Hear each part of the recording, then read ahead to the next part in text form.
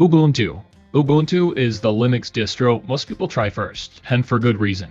It's based on Debian, backed by Canonical, and currently holds around 33.9% of the Linux desktop market, making it the most popular distro by far. If Linux were a car, Ubuntu would be the Honda Civic. Reliable, everywhere, and probably parked in your neighbor's driveway.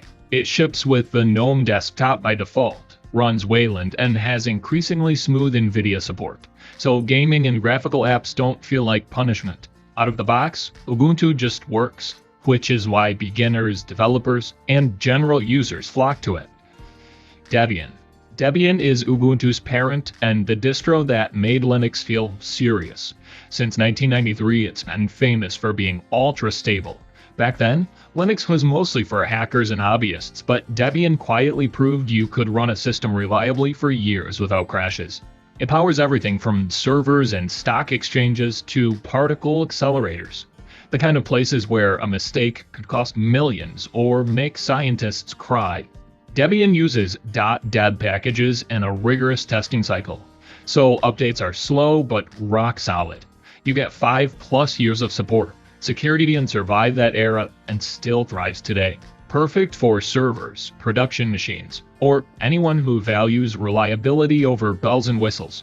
If Linux were a car, Debian would be a Toyota Corolla. Boring, unassuming, but somehow still running when every flashy sports car from the 90s has been abandoned in a junkyard. The catch? Old software versions and a learning curve for beginners. But once you get used to it, Debian rewards patience with years of trouble-free computing. It's also entirely community-driven with no corporate overlord pulling strings, which means updates happen when they're ready, not when a marketing team says so. Linux Mint. Linux Mint is what happens when someone installs Ubuntu and says, "This is great, but can we make it feel like Windows again?" Based on Ubuntu, Mint keeps the strong foundation, but swaps in the Cinnamon desktop, which looks instantly familiar to anyone coming from Windows. You get a proper start menu, taskbar, system tray, and that classic bottom panel layout that just feels right. No hunting the box. Mint includes media codecs and practical tools, so you're not stuck Googling how to play an MP3 in 2024. Perfect for Windows switchers, students, seniors, or anyone who wants Linux without the culture shock. The learning curve is basically flat. Install it and you're already comfortable. It feels less like switching operating systems and more like your PC just had a makeover. The catch? It's not bleeding edge. Mint prioritizes stability over the latest shiny features. But that's also why people love it. It's the people's choice of Linux. Familiar, dependable, and surprisingly polished without trying too hard. Fedora. Fedora is what happens when stability meets experimentation and they agree to move fast. Sponsored by Red Hat, now under IBM, Fedora acts as the upstream testing ground for RHEL, Red Hat Enterprise Linux. In simple terms, new technologies land in Fedora first. If they survive there, they graduate to the enterprise world. Fedora runs some of the latest Linux kernels and software with a predictable 6-month release cycle. That means new features show up quickly. New GNOME versions, usually first year. New kernel improvements, already installed.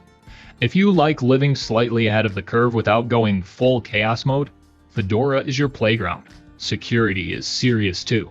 Fedora enables SE Linux by default, which adds strong mandatory access control. It's powerful and enterprise-grade, perfect for developers, programmers, and tech enthusiasts who want modern tools without jumping into pure DIY territory like Arch. It strikes a balance between cutting-edge innovation and reasonable stability. Not reckless, just ambitious. Arch Linux. Arch Linux is the distro that turns installing an operating system into a personal project. It's famous for the meme, BTW, I use Arch. Because if someone runs Arch, you'll somehow find out. They'll tell you, probably within the first 5 minutes of meeting them. Arch isn't based on Ubuntu or Debian.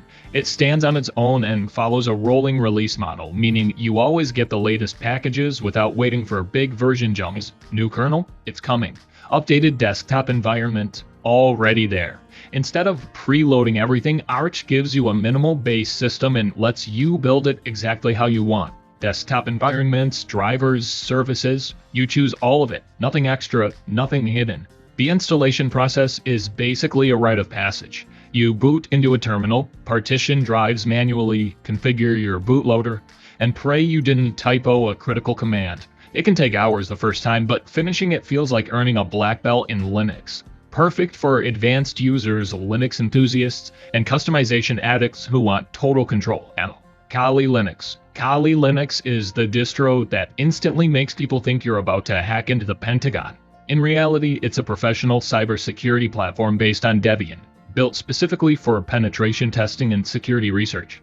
It comes packed with over 600 pre-installed security tools, including heavy hitters like Nmap, Metasploit, and Wireshark, network scanning, vulnerability testing, password auditing, digital forensics. It's all there, ready to go the moment you boot it up. No hunting for packages, no setup marathons, just tools everywhere. Perfect for ethical hackers, cybersecurity professionals, students in security programs, and penetration testers who need a ready-to-use lab environment. Boom. OpenSUSE.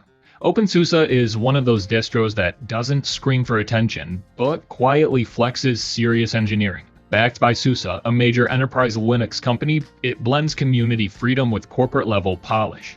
The cool part? It comes in two flavors. Tumbleweed is a rolling release, always up to date, fast-moving, and ideal if you like the newest kernels and software. One of OpenSUSE's biggest strengths is YAST, its powerful control center. Network settings, users, firewall, software, all manageable from one organized interface. It feels less like tinkering and more like system administration with a dashboard. Perfect for system admins, developers, and enterprise users who want control without chaos. Pop! OS. Pop! OS is what happens when a hardware company decides Linux should actually feel optimized.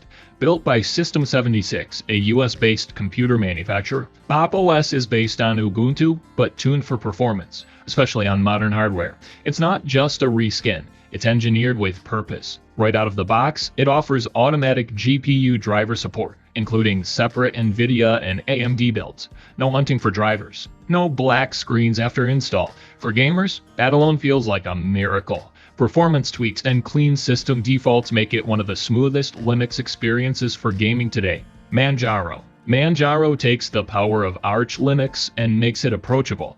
It's Arch-based, but instead of dropping you into a terminal and wishing you luck, it gives you a proper graphical installer, pre-configured desktops, and a system that boots into something usable on day one. Like Arch, it follows a rolling release model, so you're always getting fresh software. The difference is that Manjaro holds updates for extra testing before pushing them out.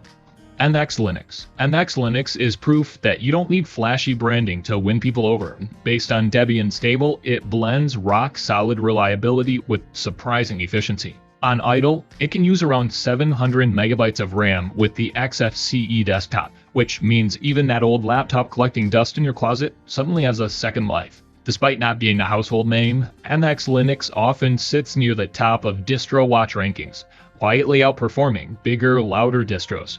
A big reason is its MX Tools Suite, a collection of practical utilities that make system management simple without drowning you in complexity. From driver installers to snapshot tools, it gives you power without demanding you become a sysadmin overnight, perfect for older computers, minimalists, or anyone who wants Debian stability with a bit more polish and convenience. And that is the Linux universe. From beginner-friendly Ubuntu to DIY Arch. From enterprise powerhouses to lightweight champions. There's no single best distro, just the one that fits you. So which one are you running? And are you brave enough to switch? If you enjoyed this breakdown, subscribe so you don't miss the next one.